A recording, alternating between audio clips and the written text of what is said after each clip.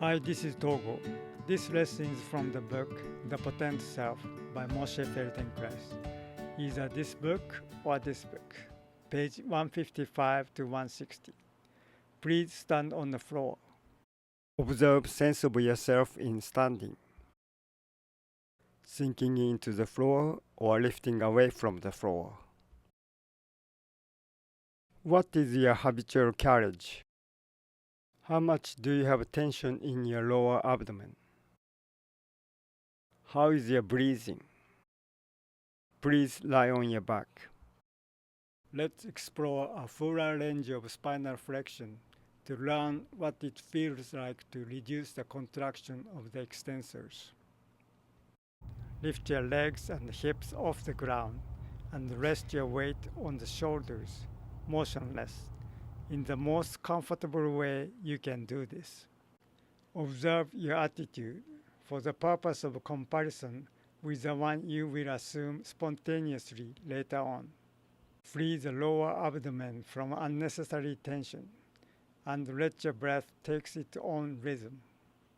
So long as there is stiffness in your body due to holding the breath, not only your breath is audible and periodic, but the legs will remain fixed in space. As soon as your personal rhythm of breathing is allowed to continue, which means inhibiting all unnecessary contractions, the legs will oscillate gently in synchronism with the breath. Think of even breathing and remain this position for about a minute. Possibly, the parasitic stiffening is due to the motivation of being stiff, or perhaps the idea that one is old, or fear of weakness in the neck muscles, which creates a body sensation of danger to the neck, or to whatever other motivation you may discover.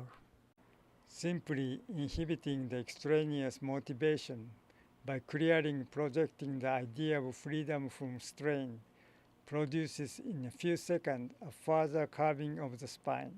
It is not rare to suddenly find the personal motive behind the unrecognized stiffness.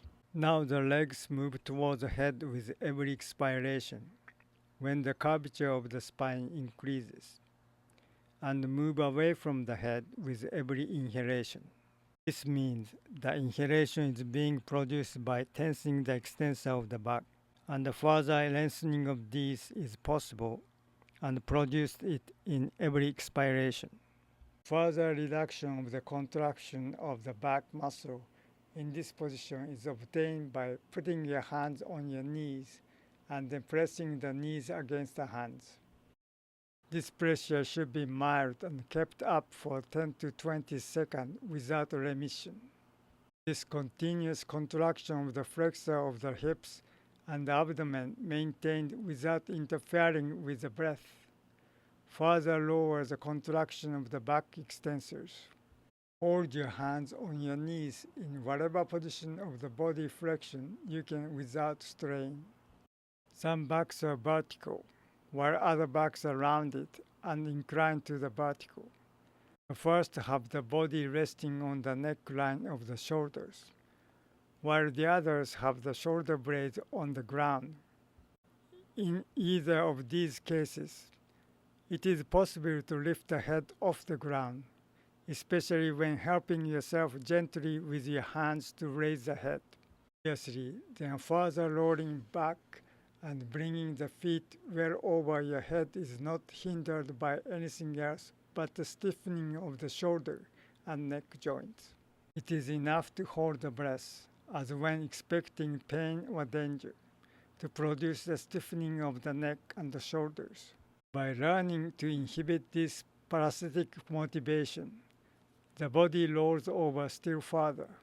You can further fold up your body by touching the ground with one foot, say the right one, well to the right of the head, and the other one well to the left. After exploring the ground with your feet, you can touch every point on the wide arc of the circle and bring both feet together just above your head. The sensation body is now to be memorized. Simply by reinstating the memorized sensation or body image, Once the body is straightened into the lying position, you can bring it back to complete folding with your feet touching the ground above your head. By clearly projecting the mental image of the body free from interfering contraction all along the spine, it is possible to fold over so as to touch the floor with the insteps. Those whose attitude is "I'm no good," or "it is difficult," or "this needs training," or "I'm too old," etc., are invited to lift or bypass these parasitic motivations by maintaining only those directions that are necessary to the projected act. Now very slowly straighten yourself out and lie on your back. Many people succeed beyond their expectation and within only 3 or 4 lessons, especially if the same muscular group are attacked in different positions and the transfer of learning is directed actively. More is learned in this lesson than is immediately apparent. Control of mental direction is improving, and one learns the importance of clear thinking, while allowing the projected action to be enacted. The learning is done in one's own body language. The inability to do is due to voluntary projection of parasitic habitual patterns, of which one can become aware when the level of excitation is reduced. When the tension present is small, the kinesthetic sense is refined and become capable of detecting smaller and smaller differences. Perhaps the most interesting feature of this lesson is that one discovers that one's own resources are not only not fully used, but are actively prevented from being used. Now bring your feet over your head to see what you learn from this lesson. To bring a person to realize emotionally that what happened to him is a result of his misuse of himself, that he uses an infantile emotional pattern without awareness. One has to break through his resistance to the analyst by giving timely interpretation of his behaviors and attitudes. Here, the breaking of resistance is done directly, in the most intimately understood body language. The person is not asked to give up the old pattern, which he cannot do, before he has another substitute. By enlarging his range of ability, he gains freedom of choice, and the compulsiveness attached to a unique alternative is lifted.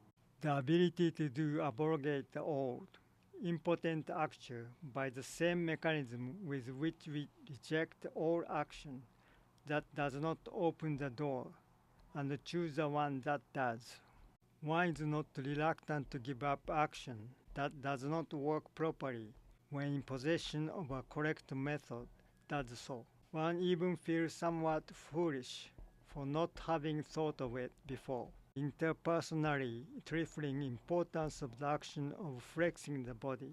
For indeed, what does it matter whether one's body is flexible or not, has nevertheless a much deeper internal personal significance. The importance of any act is derived from its social value, but from the point of view of internal functioning, the exclusion of physiological action to the point of inability to use it is of immense importance. Now get up very slowly without strain.